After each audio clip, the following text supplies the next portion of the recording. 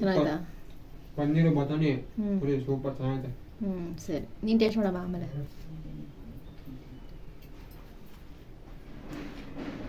ಹೆಂಗೈತಮ್ಮ? ಚೆನ್ನಾಗಿದಾ? ಸರಿ. Last final touch ಕೊತ್ತಂಬರಿ ಸೊಪ್ಪು ಗೈಸ್ ಹಾಕ್ಬಿಟ್ರೆ ಪನ್ನೀರ್ ಗ್ರೇವಿ ರೆಡಿ. ನೋಡುವಷ್ಟು ಸಕ್ಕತ್ತಾಗಿ ಕಾಣ್ತಿದೆ ಅಂತ. ಹಾಯ್ ಫ್ರೆಂಡ್ಸ್, ನಾನು ನಿಮ್ಮ Ramesh Shetty. Welcome back to my YouTube channel Ramesh Shetty vlogs. ಯಾರೆಲ್ಲ ಸಬ್ಸ್ಕ್ರೈಬ್ ಆಗಿ ಪಕ್ಕದಲ್ಲಿ ಕಾಣೋ ಬೆಲ್ ಐಕನ್ನ ಕ್ಲಿಕ್ ಮಾಡಿ.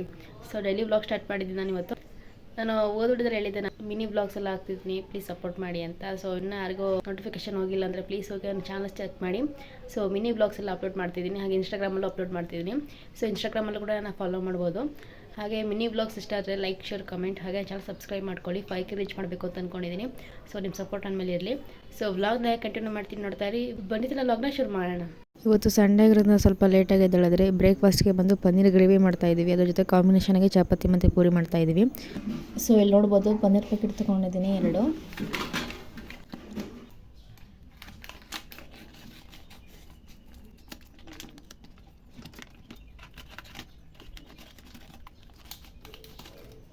ಒಂದು ಪ್ಯಾಕೆಟಲ್ಲಿ 200 ಗ್ರಾಮ್ ಇರುತ್ತೆ. ಸೊ ನೋಡ್ಬೋದು ಯಾವ ರೀತಿ ಇದೆ ಅಂತ.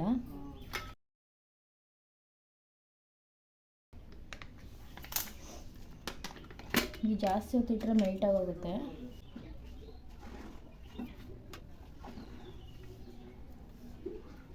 ಫುಲ್ ಗಟ್ಟಿ ಇರುತ್ತೆ. ನಿಮಗೆ ಯಾವ ಸೈಜಲ್ಲಿ ಬೇಕೋ ಆ ಸೈಜಲ್ಲಿ ಕಟ್ ಮಾಡ್ಕೋಬೋದು. ಇವಾಗ ಇದು ಚಿಕ್ಕದಾಗಿ ಕಟ್ ಮಾಡ್ಕೋತಾ ಇದ್ದೀನಿ.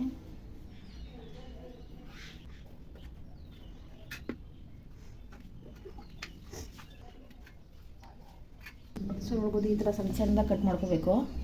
ಇದೆಲ್ಲ ಕಟ್ ಮಾಡಾದ್ಮೇಲೆ ಸಿಗ್ತೀನಿ ನಿಮಗೆ. ಫೈನಲಾಗಿ ಪನ್ನೀರ್ನ ಈ ಥರ ಕ್ಯೂಬ್ಸ್ ರೀತಿಯಲ್ಲಿ ಕಟ್ ಮಾಡಿ ಇಟ್ಕೊಂಡಿದ್ದೀನಿ. ನಿಮ್ಗೆ ಸ್ವಲ್ಪ ದಪ್ಪ ಬೇಕು ಅಂದ್ರೆ ದಪ್ಪ ಕಟ್ ಮಾಡ್ಕೊಬೋದು, ಚಿಕ್ಕ ಬೇಕಂದ್ರೆ ಚಿಕ್ಕ ಕಟ್ ಮಾಡ್ಕೊಬೋದು. ನಾನು ಮೀಡಿಯಮಾಗಿ ಕಟ್ ಮಾಡ್ಕೊಂಡಿದ್ದೀನಿ. ಇಲ್ಲಿ ರುಬ್ಕೊಳ್ಳೋಕೆ 2 ಟೊಮೊಟೊ ಹಣ್ಣು ಹಾಕೋತಾ ಇದ್ದೀನಿ. ಹಾಗೆ ಒಂದು 4 ಹಸಿಮೆಣಸಿನ್ಕಾಯಿ, ಬೆಳ್ಳುಳ್ಳಿ ಒಂದು 4, ಹಾಗೆ ಸ್ವಲ್ಪ ಕಾಯಿ ಚೂರು, ಚಕ್ಕೆ ಲವಂಗ, ಸ್ವಲ್ಪ ಅರಿಶಿಣದ ಪುಡಿ, ಸ್ವಲ್ಪ ಕೊತ್ತಂಬರಿ ಸೊಪ್ಪು. ಇದಿಷ್ಟು ಸ್ವಲ್ಪ ತರತರಾಗಿ ರುಬ್ಕೊಂಬರೋಣ.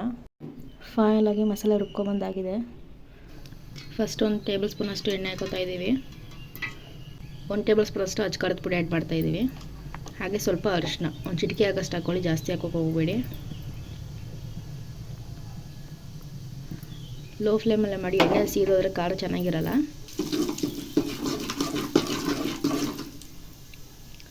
ನೆಕ್ಸ್ಟ್ ಇವಾಗ ಪನ್ನೀರ್ ಆ್ಯಡ್ ಮಾಡ್ತಾ ಇದ್ದೀವಿ.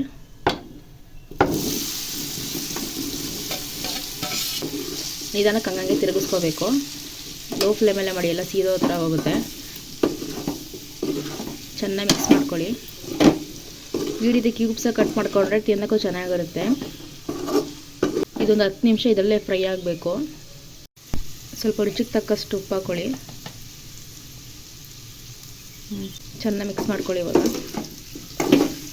ಉಪ್ಪು ಮತ್ತು ಖಾರ, ಅರಿಶಿಣದ ಪುಡಿ ಈ 3 ಸ್ವಲ್ಪ ಪನ್ನೀರಿಗೆ ಹಿಡಿಬೇಕು. ಚಿಕನ್ ಯಾವ ರೀತಿ ಮಾಡ್ತೀವಿ ಸೇಮ್ ಅದೇ ರೀತಿ. ಇವಾಗ ಒಂದು ತಟ್ಟೆಗೆ ಹಾಕೋತಾ ಇದ್ದೀವಿ. ಪನ್ನೀರ್ ಒಂದು 5 ನಿಮಿಷ ಫ್ರೈ ಆಗಬೇಕು. 5 ನಿಮಿಷ ತಪ್ಪರೆ 10 ನಿಮಿಷ ಚೆನ್ನಾಗಿ ಫ್ರೈ ಆದರೆ ಚೆನ್ನಾಗಿರುತ್ತೆ. ಇವಾಗ ಅದೇ ಪ್ಯಾನ್ಗೆ ಸ್ವಲ್ಪ ಎಣ್ಣೆ ಹಾಕೋತಾ ಇದ್ದೀವಿ. ಹಂಗೆ 1-2 ಪಲಾವ್ ಎಲೆ ಹಾಕ್ತಾಯಿದ್ದೀವಿ. ಹಾಗೆ ಮರಾಠ ಮಗು, ಕಸ್ತೂರಿ ಮೇಥಿ, ಪಲಾವ್ ಎಲೆ ಏನೇನು ಸಿಗುತ್ತೋ ಸೆಟ್ ಅದೆಲ್ಲ ಹಾಕ್ತಾಯಿದ್ದೀವಿ. ಚಕ್ರದ್ದು ಎಲ್ಲ ಹಾಕ್ತಾಯಿದ್ದೀವಿ. ಇದಿಷ್ಟು ಸ್ವಲ್ಪ ಎಣ್ಣೆ ಫ್ರೈ ಆಗಬೇಕು. ನೆಕ್ಸ್ಟ್ ಈರುಳ್ಳಿ ಆ್ಯಡ್ ಮಾಡ್ತಾಯಿದ್ದೀವಿ. ಚೆನ್ನಾಗಿ ಫ್ರೈ ಮಾಡ್ಕೊಳ್ಳಿ ಈರುಳ್ಳಿನ. ಸ್ವಲ್ಪ ಗೋಲ್ಡನ್ ಬ್ರೌನ್ ಬರಬೇಕು, ಅದನ್ನು ಚೆನ್ನಾಗಿ ಫ್ರೈ ಮಾಡ್ಕೊಳ್ಳಿ. ಒಂದು 1/4 ಟೀ ಸ್ಪೂನ್ ಅಷ್ಟು ಜೀರಿಗೆ ಹಾಕೋತಾ ಇದ್ದೀವಿ.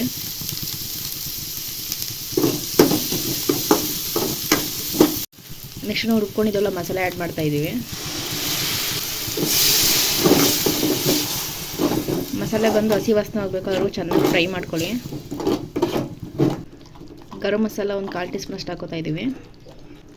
ಧನಿಯಾ ಪೌಡರ್ ಒಂದು 1/4 ಟೀ ಸ್ಪೂನ್ ಅಷ್ಟು, ಹಾಗೆ ಅಚ್ಕಾರದ ಪುಡಿ ಒಂದು ಸ್ವಲ್ಪ ಆ್ಯಡ್ ಮಾಡ್ತಾಯಿದ್ದೀವಿ. ಅವಾಗೇನು ಹಾಕ್ಕೊಂಡಿದ್ದೀವಿ ನೋಡಾಕೊಳ್ಳಿ. ಇದಿಷ್ಟು ಹಾಕೊಂಡು ಸ್ವಲ್ಪ ಚೆನ್ನಾಗಿ ಮಿಕ್ಸ್ ಮಾಡ್ಕೊಳ್ಳಿ. ಹಸಿ ಸ್ಮೆಲ್ಲೆಲ್ಲ ಹೋಗಬೇಕು, ಮತ್ತು ಕಾಯಿ ಚೂರೆಲ್ಲ ಹಾಕಿದ್ದೀವಲ್ಲ ಅದಕ್ಕೋಸ್ಕರ. ನೆಕ್ಸ್ಟ್ ಇವಾಗ ಬಟಾಣಿ ಆ್ಯಡ್ ಮಾಡ್ತಾಯಿದ್ದೀವಿ.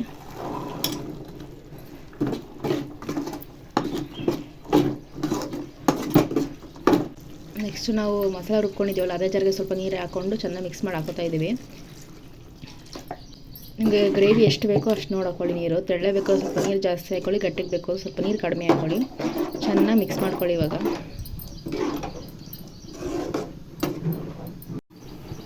ಸೊ ನೋಡ್ಬೋದು ಎಷ್ಟು ಚೆನ್ನಾಗಿ ಕುದಿತಿದೆ ಅಂತ. ಈ ಟೈಮಲ್ಲಿ ಉಪ್ಪು ಖಾರ ಸರಿಯಾಗಿದೆ ಅಂತ ನೋಡ್ಕೊಂಬಿಡ್ಬೇಕು. ಉಪ್ಪು ಕಡಿಮೆ ಅನ್ನಿಸ್ತು, ಸೊ ರುಚಿಗೆ ತಕ್ಕಷ್ಟು ಉಪ್ಪು ಆ್ಯಡ್ ಮಾಡ್ತಾಯಿದ್ದೀವಿ. ಇನ್ನು ಸ್ವಲ್ಪ ಚೆನ್ನಾಗಿ ಕುದೀತಿದೆ. ಸೊ ಇವಾಗ ಲಾಸ್ಟಲ್ಲಿ ಇವಾಗ ಪನ್ನೀರ್ ಆ್ಯಡ್ ಮಾಡ್ತಾಯಿದ್ದೀವಿ.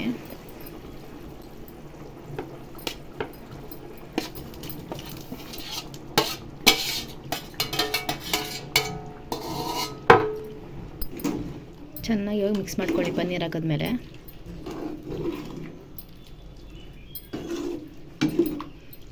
ನಿಮಗೆ ಗ್ರೇವಿ ಎಷ್ಟು ಬೇಕೋ ಅಷ್ಟು ನೋಡಿ ನೀರು ಹಾಕ್ಕೊಳ್ಳಿ.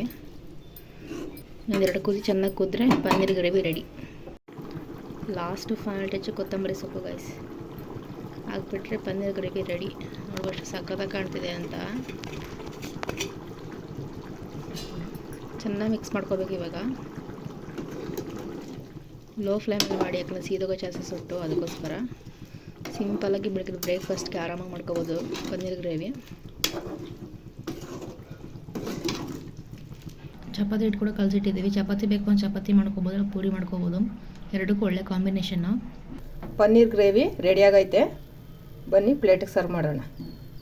ಹಾಗೆ ಈ ಕಡೆ ಚಪಾತಿ ಬೇಯಿಸ್ತಾ ಇದ್ದೀವಿ.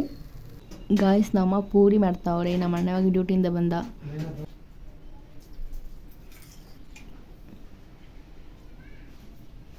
ಚೆನ್ನಾಯ್ತಾ? ಪನ್ನೀರು ಬಟಾಣಿ ಪುರಿ ಸೂಪರ್ ಚೆನ್ನಾಗೈತೆ. ಸರಿ, ನೀನು ಟೇಸ್ಟ್ ಮಾಡಮ್ಮ ಆಮೇಲೆ.